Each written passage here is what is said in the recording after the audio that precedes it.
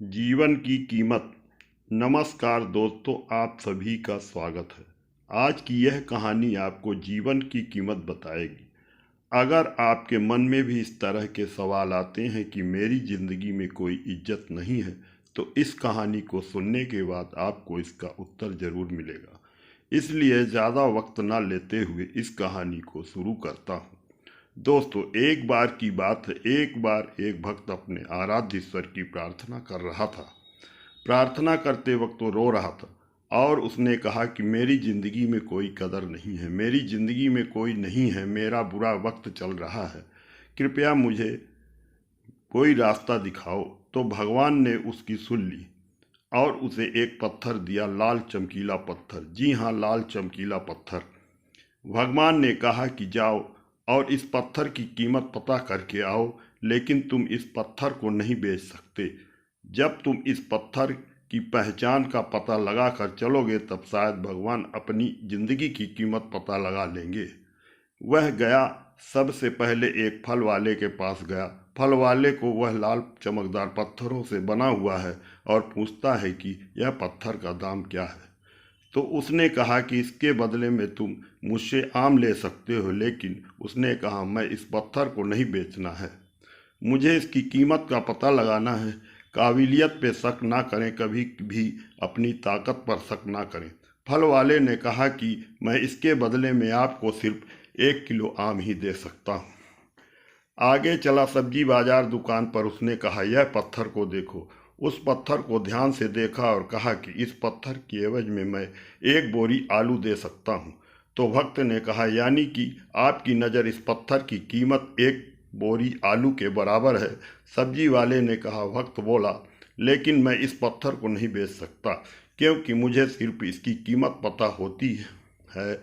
वह आगे चला गया। वह सोने चांदी की दुकान पर जाकर सुनार की दुकान पर गया।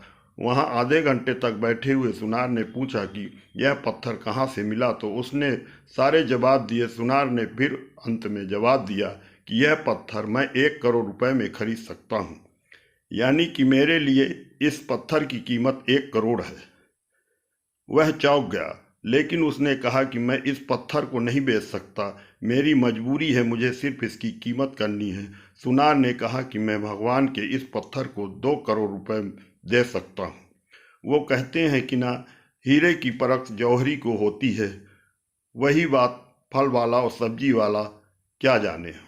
सुनार ने कहा कि तुम यह पत्थर दे दो, लेकिन भक्त ने कहा कि मैं इस पत्थर को नहीं बेच सकता।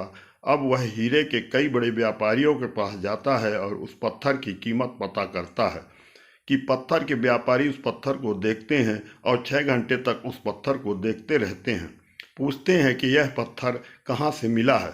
भक्त बोला कि पहले आप बताओ कि इसकी कीमत क्या है।